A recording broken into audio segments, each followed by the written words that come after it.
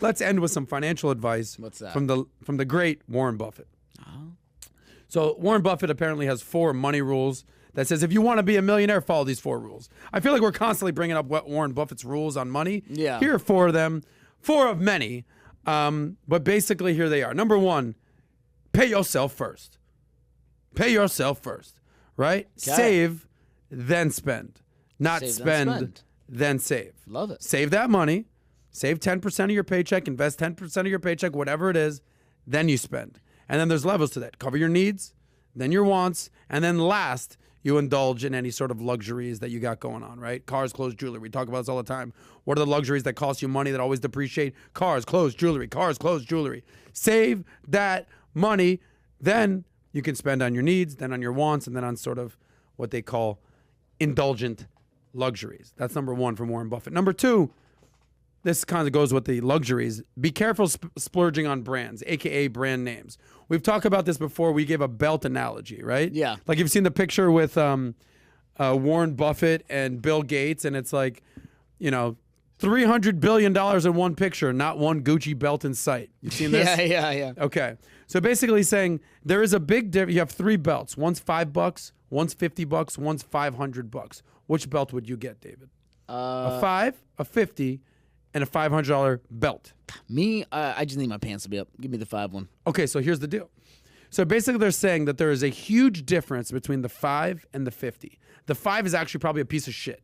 The 50, stable, reliable, gets a job done, keep your pants up. The $500 is just a name brand. There's not that much of a difference between the 50 and the 500. Let me say that again. There's a huge difference between the 5 and the 50. This is going to fall apart in a few weeks. It's crap. It's BS. You bought it at the dollar store. The 50 is going to be decent. It's going to keep your pants up. It's going to be a value play, a value investment. The $500 is just a name brand. Yeah. You're just buying the brand. So basically what I'm saying is if those are your 3 options, get the $50 belt. $50 Not the $500 and not necessarily the cheap ghetto-ass brand. And you think this applies to everything? I think in general, yes, I do think that like I'm thinking of it from, I do a lot of the production here with a lot of help. And when we're buying systems, of course, you're not going to buy the $100 system. And then the $10,000 system is like, but then it's like the $10,000 system will be working and able for the next 50 years for you. The $1,000 system will work, but might be outdated in the next 5. So is it the same all across the board? I think this for is most things? Specifically name brands, luxuries, Luxury clothing, things. That's what it is. that kind of stuff. Yes. Buying name brand. Buying name brand. Then I totally agree. Then the $5 one will definitely break down on you. I think this is really applicable when it comes to clothes. Yeah, 100%. And Okay.